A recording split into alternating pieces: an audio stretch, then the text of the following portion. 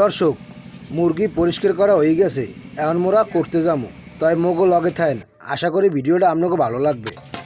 দর্শক এদিকে কিন্তু আবার মায় সুন্দর মতো পাক টাক ছাড়াইয়ে হে কুট্টে লইতেছে।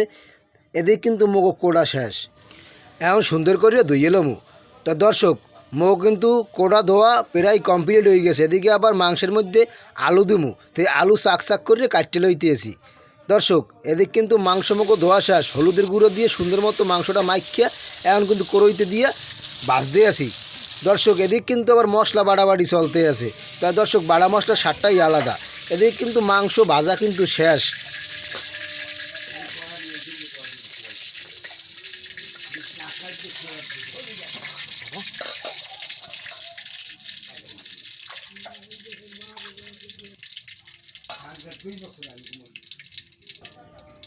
দেখছেন দর্শক ভাজার পর কালারটা আইছে কি।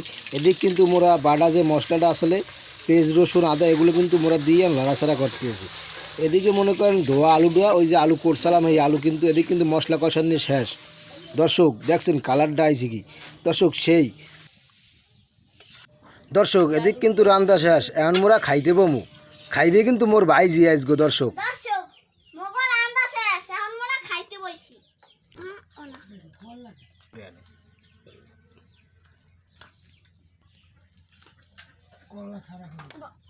দর্শক অনেক মজা। আহা, আমার নতুন ভিডিওতে আপনার সঙ্গে দেখা হবে।